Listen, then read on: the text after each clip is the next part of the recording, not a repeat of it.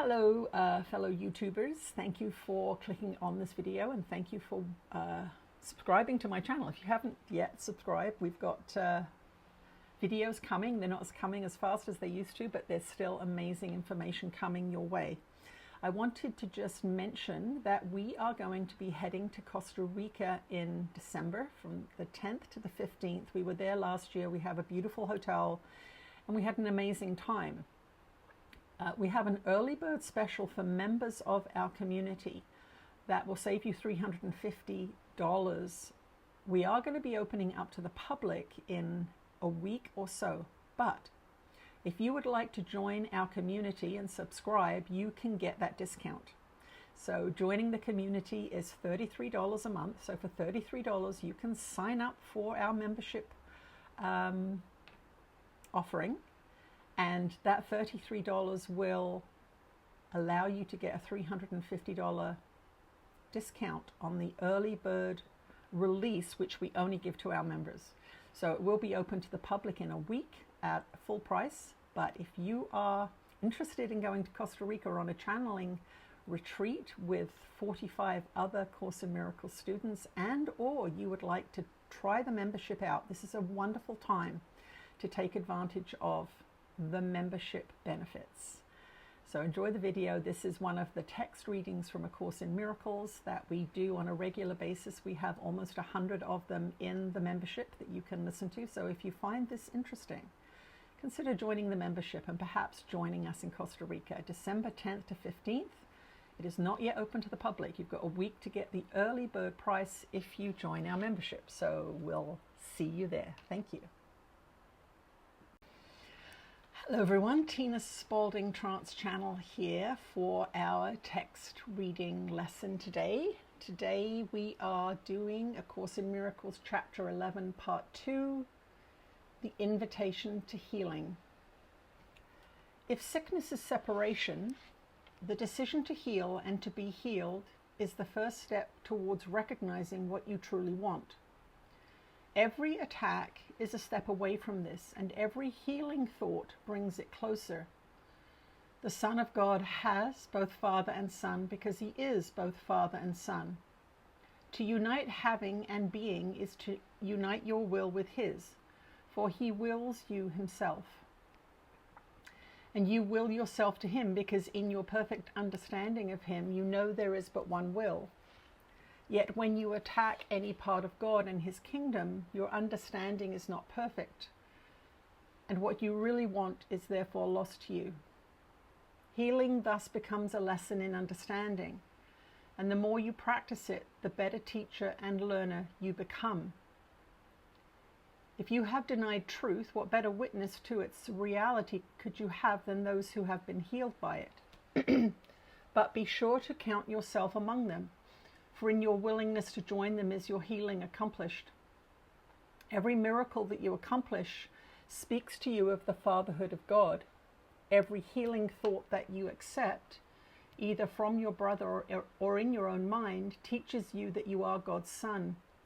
In every hurtful thought you hold, wherever you perceive it, lies the denial of God's fatherhood and of your sonship.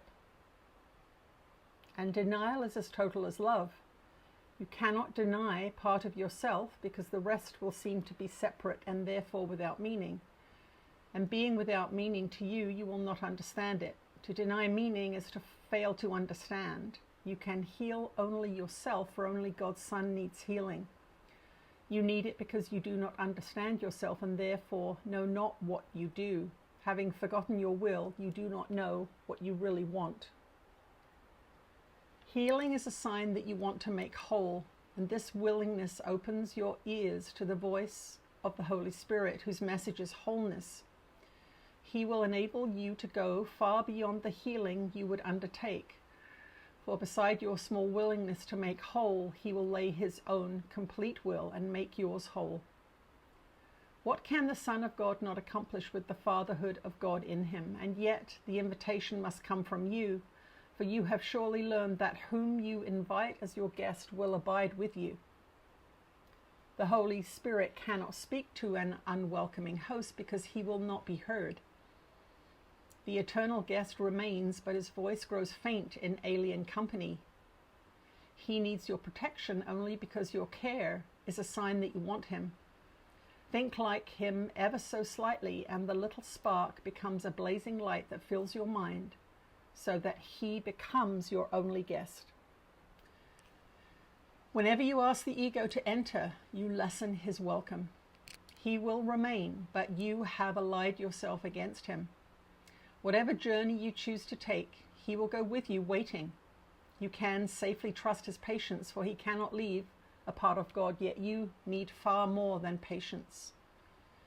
You will never rest until you know your function and fulfill it, for only in this can your will and your Father's be wholly joined. To have him is to be like him, and he has given himself to you. You who have God must be as God, for his function becomes yours with his gift. Invite this knowledge back into your mind, and let nothing that obscures it enter. The guest whom God sent you will teach you how to do this, if you but recognize the little spark and are willing to let it grow. Your willingness need not be perfect, because his is. If you will merely offer him a little place, he will lighten it so much that you will gladly let it be increased, and by this increase you will begin to remember creation. Would you be hostage to the ego or host to God? You will accept only whom you invite. You are free to determine who shall be your guest and how long he shall remain with you. Yet this is not real freedom, for it still depends on how you see it. The Holy Spirit is there, although he cannot help you without your invitation. And the ego is nothing, whether you invite it in or not. Real freedom depends on welcoming reality, and of your guests only the Holy Spirit is real. Know then who abides with you merely by recognizing what is there already, and do not be satisfied with imaginary comforters, for the comforter of God is in you. Okay, that is chapter 11, the invitation to healing. Let's see what Jesus has to say about this.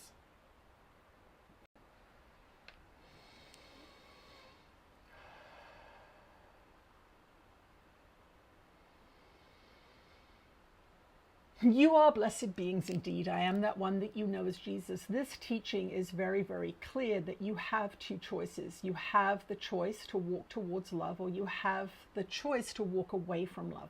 That's the two choices you have.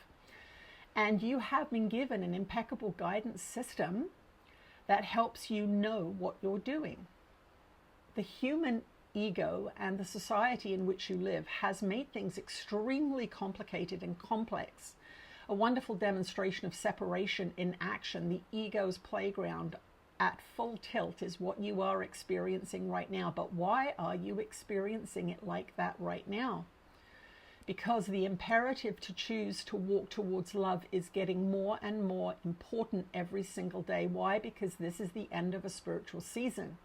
You are being given an opportunity to choose love when you have many, many times before not chosen to walk towards love, but to walk away from it.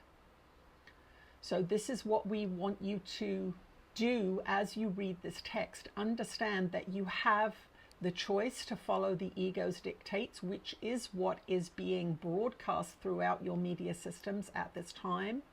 War, body focus, materialism, judgment, hatred, separation, division. These are the ego's best and most loved devices for gaining energy.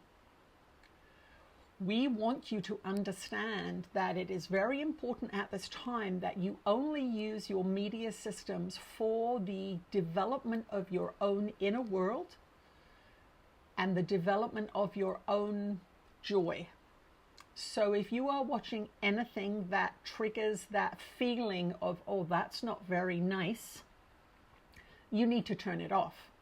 And you need, if you want to be entertained in a passive way by watching a video or listening to a podcast of some description, then you need to find something that is going to lift you up in some way. It can excite you by offering a potential. It can excite you by showing you beautiful things. It can inspire you to create your own beautiful things. But we do not want you to forget that your brothers are your opportunity for salvation, because it is in your interaction with other human beings that you get to really practice this idea of non-judgment, because you are so judgmental of your brothers and sisters. You are so judgmental of yourselves.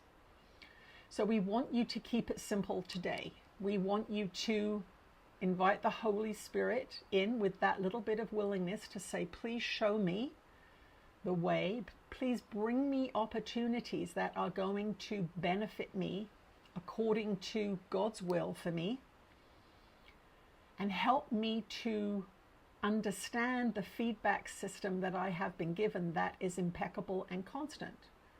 So that means that if you have a bit of a negative thought, oh, my life is boring, or I'm not very successful, you will feel a dip in your frequency, a feeling of yuck. And we want you to immediately say to yourself, oh, the ego has taken over my mind. That was a judgmental thought against myself, an unloving thought against myself. And in that moment, pivot immediately to prayer. Turn that saying around. My life is not boring. My life is full of potential and opportunity. What can I experience today according to that truth? I am not successful enough. Turn that around. I am exactly where I'm meant to be. The experiences I'm having are a perfect reflection of my consciousness. If I do not like the reflection of my consciousness, I need to shift my consciousness, not action in the world necessarily first, because it will be misdirected by a mind that is in accord with the ego's dictates. Change your mind first. Read some of the text of A Course in Miracles, listen to an inspiring video, and then ask yourself, what is it that I can align with right now that will make me feel good? Take your dog for a walk. Go out and water the garden. Go for a hike in the mountains. Call a good friend and have a nice chat. Do something, anything. You are the determiner of your thoughts. Therefore, you are the determiner of your feelings. And if you have lost control of your thoughts and your feelings and you feel terrible, sit down with A Course in Miracles and understand that the frequency of this book will assist you to get out of the pit that you have dug for yourself. But the world is not against you. You are experiencing your own consciousness all the time. And if there's a problem there, then that is where you need to go. You need to go to your own mind and ask yourself, what am I saying and what am I doing that is making me feel so bad? You may be disillusioned. You may be disillusioned. Your illusions may be failing you and you feel as if you have nowhere to go. That is when you go inside. That is when you turn to prayer. That is when you pick up A Course in Miracles. And if all you do is go to bed and have a good cry holding that book, then do that. Understand that this book is your medicine. It is what has been given to you by the divine to help you through these turbulent times. I am that one that you know as Jesus, and I will speak to you again soon.